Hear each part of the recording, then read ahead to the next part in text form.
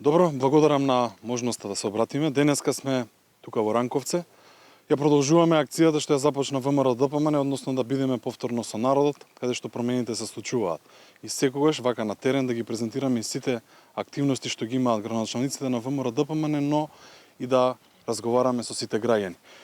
Ние денеска тука на терен сме заедно со граначалникот на општина Ранковци, исто така и координаторот на пратеничката група на ВМРО ДПМН Никола Мицевски, но и со многу граѓани да одбележиме неколку значајни проекти во Ранковци. Имавме можност да видиме граначалникот да наброи повеќе проекти што се случуваат. Денеска сме на изградба на еден локален пат во селото Радибуш, каде што со други неколку мали мали патчиња, односно локални патчиња ги поврзуваат сите села тука во Ранковци. Истина за голем поздрав. Мала општина каде што граначалникот вложува максимални напори со неговата администрација да се завршат овие проекти.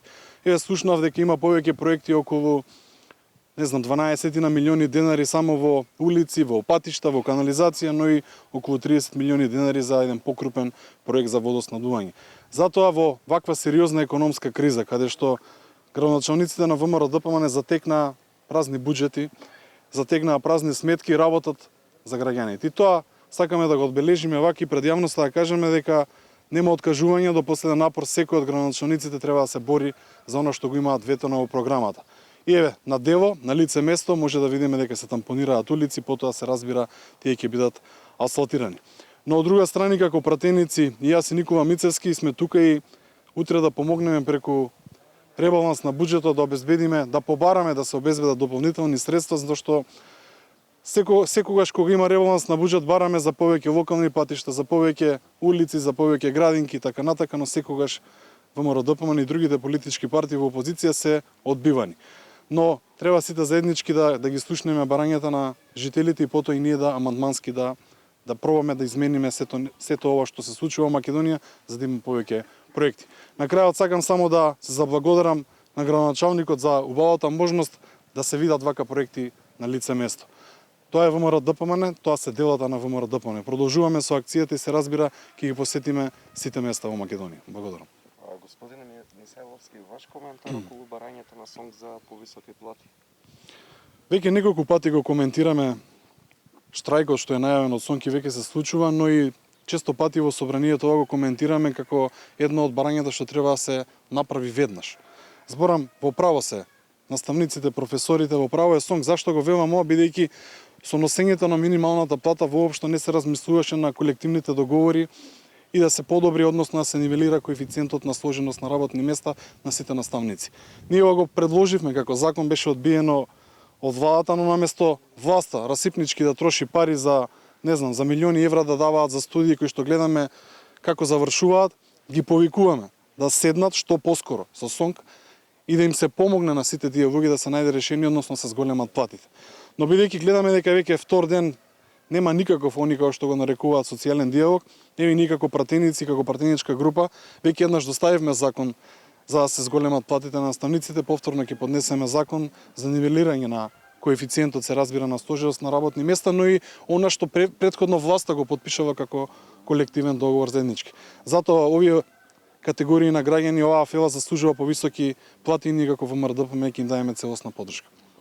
И само се надевам дека и сите опозицијски партии и СДСМ како владеачка партија и нивната коалиција ќе се издигнат над политичкиот интерес и да им се помогне на сите овие граѓани што протестираат. А ваш коментар околу аферата со веќе поранешниот генерален секретар на владата Мухамед Закири, каде што буџетот е оштетен речиси милион евра?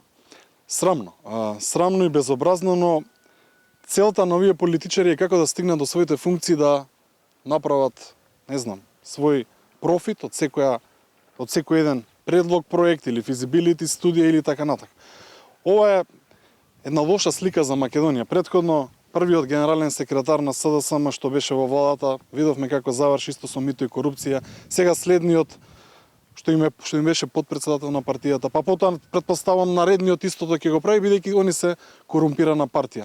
Еве сега уште една работа ќе кажам. Наместо да ги крадат парите од граѓаните, нека ги качат платите на сите граѓани во Македонија. Ова веќе е неподносливо и за брзо треба да има предвидени парламентарни избори за да народот си го каже своето мислење, бидејќи е навистина ова е целосен хаос за државата. Во низова афери кои што ги гледаме последниот период, има една од вчера, поточно синоќ се појави една снимка на која што се гледа како македонски полицајци и цариници бараат мито на албански новинари и примаат мито. Јас пред неколку дена кажав дека во Македонија како секој ден да гледаме црна хроника.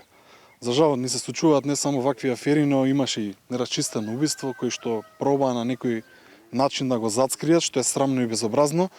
Денеска видовме нова снимка каде што службеници што работат на царина земаат мито и тоа се блиски до СДСМ, луѓе што се поставени од раководните луѓе на СДСМ. Затоа треба да има одговорност за сите луѓе, за сите овие луѓе од СДСМ и тие што ги водат институциите како Оливер Спасовски и останатите, па еве го повикуваме и Димитар Ковачевски како премиер да каже што има да каже по навод на сите овие криминални афери, бидејќи гледаме дека има некој молк. Не е добро да има молк, треба да се осудат сите овие работи. Нерасчистени убиства што пробаат да ги зацкријат, гледаме дека има местени тендери со милионски суми за физибилити студии, сега гледаме како се прима мито и корупција на царина, тоа е сликата на СДСМ Македонија. Жално, но се надевам дека ќе има одговорност. Но ако од овие институции нема, верувајте дека ВМРО-ДПМН со новата влада ќе поднесе, односно ќе преземе одговорност да овие луѓе да бидат санкционирани. Благодарам и на вас.